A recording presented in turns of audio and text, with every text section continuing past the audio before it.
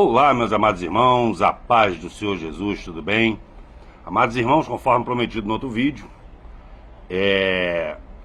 nesse vídeo eu vou mostrar, num vídeo curto, por que das 7 igrejas da Ásia, de Apocalipse, capítulo 2 e 3, por que a Filadélfia é a igreja que vai ser salva.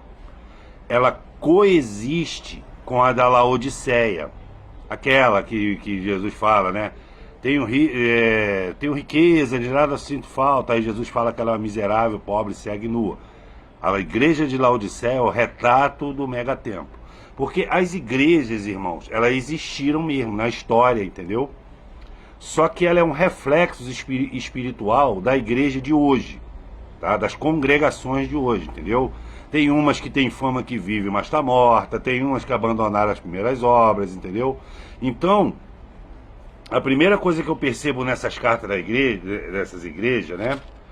Ó, por exemplo, a primeira igreja aqui é a igreja de Éfeso, né? Ele vai falando com essas suas obras, não sei o que, tem perseverado, ele sempre dá um conselho, ele fala o que tem, né, contra a igreja e dá um conselho. Aí ele diz para Éfeso que tá vendo sem demora, entendeu? A igreja de Esmirna, né? Aquele que tem ouvidos ouço, mocidar com as suas aflições. Ele começa falando que vem sem demora, daqui a pouco que ele já está chegando. E na igreja de Laodiceia diz que ele está à porta, tá me entendendo, irmão? É que ele está voltando. E a palavra Filadélfia, ela vem do grego philos, P-H-I-L-O-S. E philos quer dizer amor entre os irmãos. Então, logo pelo nome, Jesus ele dá a dica da igreja que vai ser salva. Comunhão, amor entre os irmãos, querido. Aquilo que eu te falei, o contexto, o conceito de união, entendeu? A Satanás, ele veio para separar, entendeu? O nome Satanás quer dizer acusador. Ele é acusações que... O intuito final dele é separar, seja uma família, entendeu? Um casal, sejam as pessoas, entendeu? Por isso que ele vem com medidas, às vezes até travestida de medidas cautelares para te salvar, mas na verdade ele quer fazer uma separação. Porque ele sabe que a comunhão é muito importante para Deus, Deus se alegra e Deus abençoa, irmão. Um povo unido, querido, em um só propósito, não tem para Satanás, não. Então, Filadélfia, ele quer dizer amor entre os irmãos. Porque a palavra amor na Bíblia, como ela foi escrita em grego também, ela tem 3 conotações, tá, irmão? Que é o philos, que é o amor entre os irmãos. O eros, que é o amor entre um homem e uma mulher, entendeu? Por exemplo, se você tem uma irmã, igual eu tenho, eu sinto amor philos por ela, entendeu? A amizade, mas não eros, entendeu? Desejo sexual na minha irmã. E tem o amor que Deus sente, né? Que vai reger, inclusive, a Nova Jerusalém, que é o ágape. O ágape é amar, independente da condição, cor de pele, entendeu? Parentesco, é amor mesmo, amor pelo ser humano, em sua essência, entendeu? Esse é o amor que Deus sente. Então vamos lá que eu vou explicar ponto a ponto, depois dessa longa introdução. Vamos lá. Está no Apocalipse, livro de Apocalipse, no capítulo 2, a partir do versículo 7, diz assim a palavra do Senhor. Eu vou tentar ler e ir explicando, tá? Igual fiz algumas vezes. Ao anjo da igreja em Filadélfia escreve: assim declara aquele que é santo e verdadeiro e possui a chave de Davi. O que ele abre ninguém consegue fechar, e o que ele fecha ninguém pode abrir. Querido, aqui isso aí é uma declaração peremptória do poder de Deus. Se Deus está na causa, irmãos, não tem para ninguém. Vocês têm que ter fé nisso aí, entendeu? Se você colocar Jesus na causa, Jesus abraçar a sua causa, você pedir direito, igual a palavra dele fala, não tem para ninguém. Não tem demônio, não tem capeta, não tem anticristo, não tem ninguém, tá? E quando ele fala ao anjo, irmão, o anjo ao pastor da igreja, entendeu? Versículo 8: conheça as suas obras. Conheça as tuas obras. Eis que tenho colocado diante de ti uma porta aberta que ninguém consegue fechar.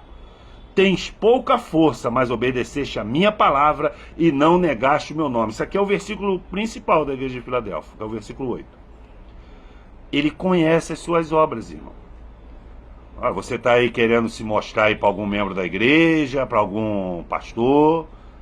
Jesus conhece as suas obras. Não está me entendendo? E ele, por isso, ele colocou uma porta aberta. Essa porta é a porta da salvação, irmão. Pode ler as 7 igrejas, é a única que ele deixa uma porta aberta que ninguém pode fechar. É a porta da salvação. Isso não quer dizer, tá, irmão, que ele deixou a porta aberta, então você já vai estar salvo. Então, então eu vou fazer um monte de coisa errada aí, a porta está aberta mesmo. Ele deixou a porta aberta, ele tem o poder de deixar a porta aberta. Mas ele não tem o poder, né, e nem a intenção de te empurrar para dentro da porta. É você que tem que entrar com as suas próprias pernas.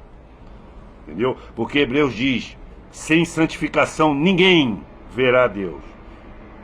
Observe o que ele fala: tem pouca força, mas obedeceste a minha palavra e não negaste o meu nome. Essa pouca força aí pode ser força física, pode ser uma força midiática, irmão. Não só de, estou falando não só de transmissão, né, televisiva, mas estou falando o seguinte: às vezes você é membro de uma igrejinha que não é famosa, mas prega a palavra de Deus. Entendeu? Lembre-se, Deus, ele teve mais saudades, a palavra de Deus me mostra que ele teve mais saudades do tabernáculo de Davi, que era simples, do que do templo luxuoso de Salomão. Porque a verdadeira adoração está nas coisas mais simples, irmão. Peraí, Chico. Aí, irmãos, olha só, peraí, Chico. Aí o que acontece, meus amados irmãos? Essa pouca força também, se lembra que eu te falei que na profecia de Joel, ele vai mexer na eletricidade da terra? Porque tudo que esses homens estão montando em termos de tecnologia, até o dinheiro, entendeu? Moeda virtual, é tudo montado em cima da eletricidade. E qual um dos nomes que a gente usa para eletricidade? Força. Tu tá me entendendo, irmão? Como é que isso aqui é interessante? Porque ele pode estar falando também no sentido de força física, não ter muita força midiática, de alcance, entendeu? Mas como ele pode estar falando de força mesmo, de energia elétrica. Porque vai afetar tudo, entendeu? Só que na época de Deus não existia energia elétrica. A energia elétrica não tem nem 300 anos, irmão.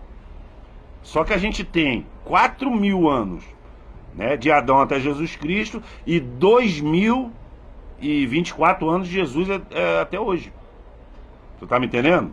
E a energia só está, desses 6.000 anos aí, a energia elétrica só está há 300 anos. E como é um Deus que não muda, então ele está falando também nesse sentido. Mas obedeceste a minha palavra e não negaste o meu nome. Eu já expliquei que esse negócio de negar nome, irmão, não é só na hora do vamos ver, não. Na hora da tortura, não. Negar o nome é tudo que o sistema colocar como mentira, você ficar firme na verdade. Entendeu? Porque santo, né? Eu sempre faço a recapitulação para os irmãos não esquecer e para as pessoas que estão vendo esse vídeo pela primeira vez. A palavra santo significa cortado e separado. Ezequiel 9, o santo é aquele que se aborrece com as coisas do mundo, que é dominado por Satanás. Entendeu? Jesus, ele fala assim: Pai, santifica hoje na verdade, a tua palavra é verdade. Porque quando você se separa do mundo, você tem que ter uma base para seguir. Entendeu? Mas não é uma base filosófica. Então você pode fazer a pergunta: tá bom, eu não vou acreditar mais no que o mundo me mostra como verdade. E para onde eu vou? Jesus, ele responde o seguinte: a tua palavra é verdade. Então você tem que ler a Bíblia, você tem que crer na Bíblia, ter fé. E esse vai ser o seu norte, como foi o norte de muitos nossos antepassados. Aqui no versículo 9 tem uma coisa interessante. Uma promessa, irmão.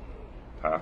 Farei os da sinagoga de Satanás, aos que dizem judeus e não são, mas mentem, sim. Farei que venha adorar prostrado aos teus pés e saiba que eu te amo. Sabe o que é isso, irmão? Reconhecimento. Te prejudicaram, né? Te fizeram fofoca, não é isso? Aí Pedro fala assim, ó, pra gente ser, como é que é?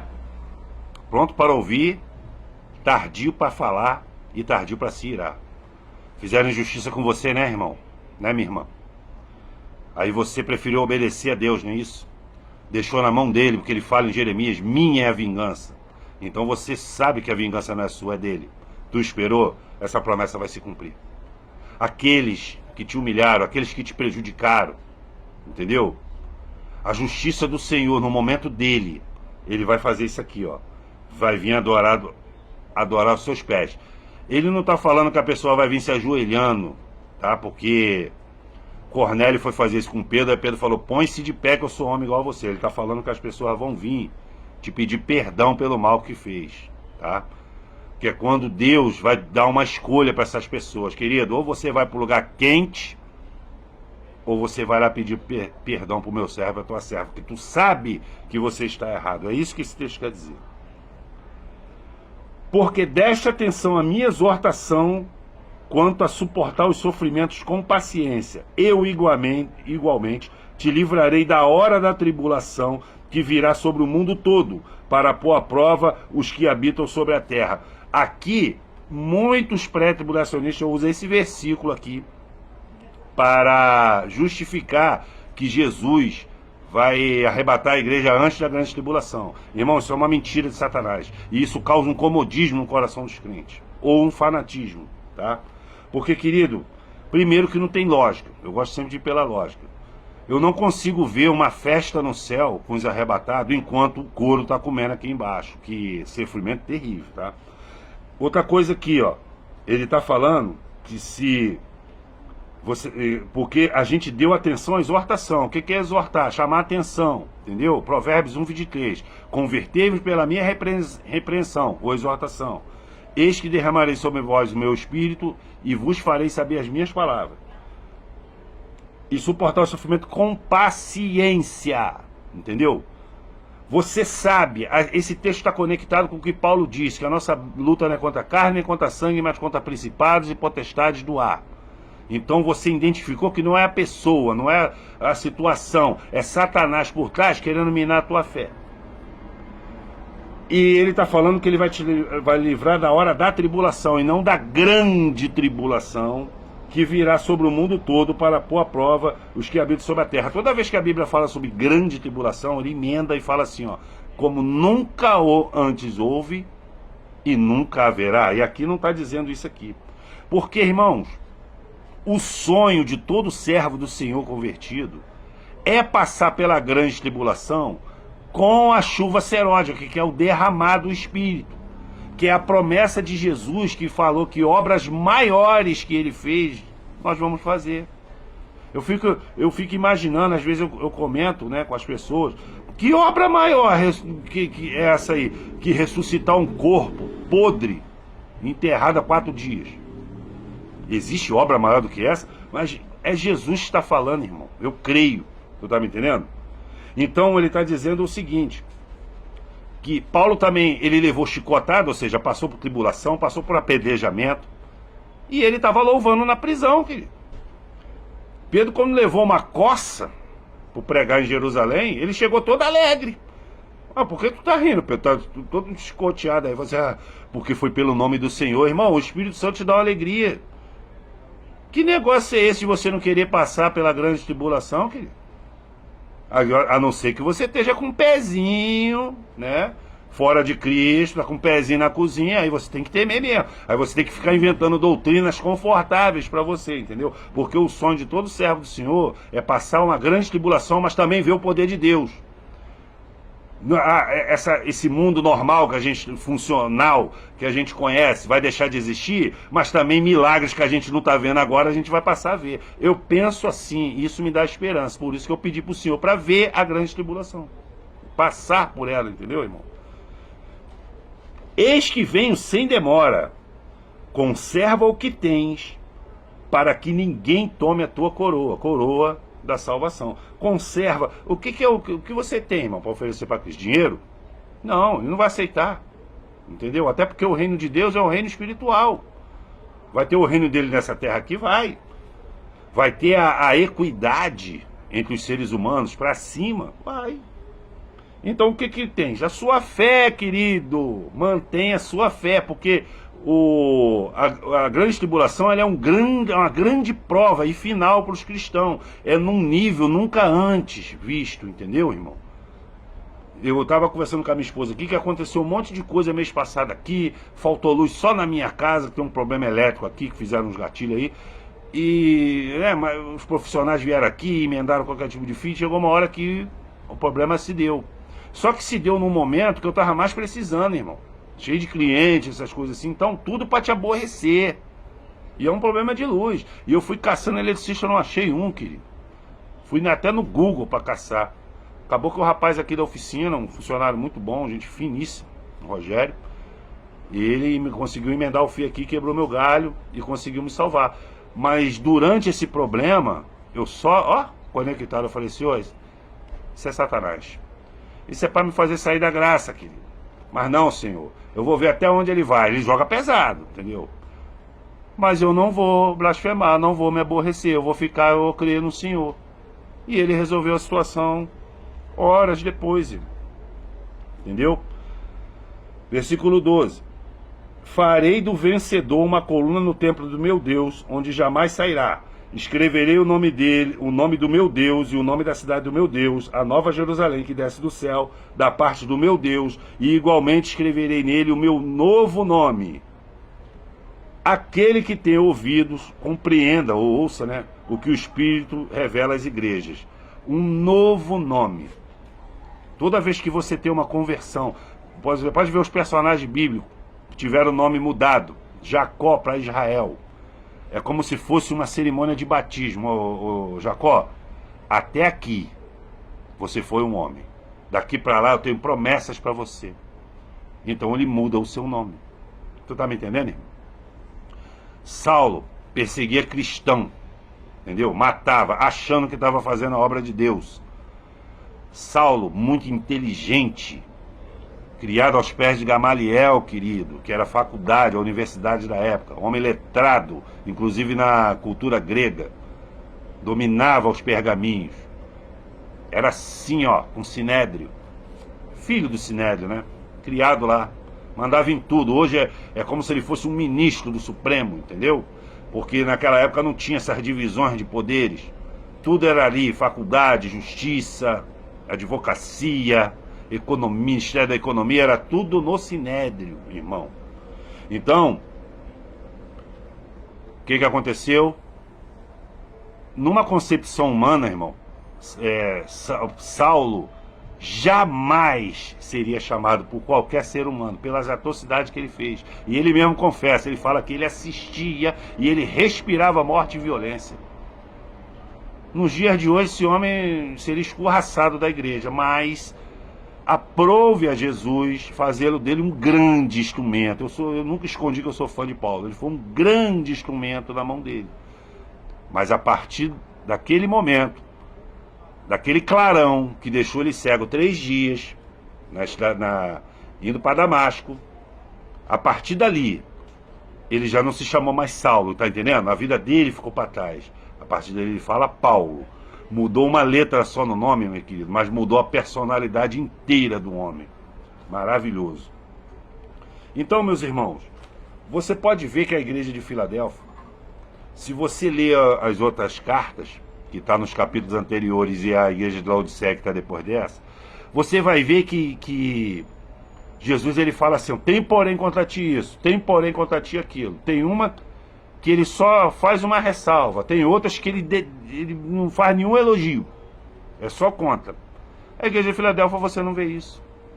E ela coexiste com a igreja de Laodiceia, que é uma igreja completamente artificial, completamente voltada para o dinheiro, para os bens dessa terra. É uma igreja, a igreja de Laodiceia é a igreja que vai botar e estimular os seus membros a colocar a marca da besta, dizendo que não tem nada a ver. Porque eles perderam o epomenê. O que é epomenê? A perseverança na fé. Porque Jesus ele fala que se a gente perseverar até o final, a gente será salvo. E olha o caminhão de promessas que Deus promete, bota aqui, ainda nessa terra, quer dizer, aqueles que te difamaram, que te fizeram sofrer, vão vir te pedir perdão, entendeu? Isso são promessas ainda nessa terra. E ele mesmo fala que vai escrever, a gente vai ser coluna, cara, no templo de Deus. Isso é salvação eterna, querido. É só você perseverar, querido. Você tá me entendendo? Não é difícil de você entender as escrituras, filho. É só você ler e ler de novo. Ah, Ricardo, eu não estou entendendo essa parte. Já aconteceu várias vezes comigo, acontece até hoje. Lá na frente, daqui a alguns dias, tem uma passagem lá na frente que vai se conectar e você... Ah, é isso. Tá me entendendo? É isso que ele quer dizer. E é exatamente isso. Por quê? Porque Provérbios 2 diz para a gente procurar o conhecimento como se fosse um tesouro. Isso é a glória dos príncipes. Príncipes somos nós, querido. Entendeu? Príncipes somos nós. Então ele deixou escondido, ele não deixou explícito, até por questão de logística. Porque ele sabia que havia esses movimentos, pessoas que dominavam bibliotecas, dominavam a mídia, no caso de hoje em dia, ia fazer de tudo para destruir a Bíblia.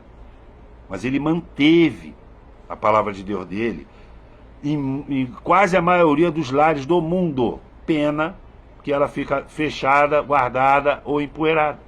Ou aberta no Salmo 91 sem ser lida. Isso é um erro, irmão.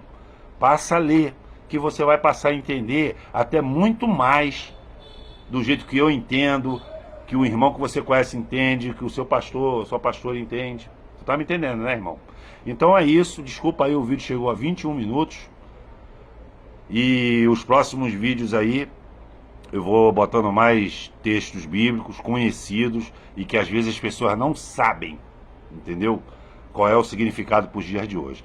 Qualquer coisa deixe nos comentários e Deus abençoe a todos grandemente.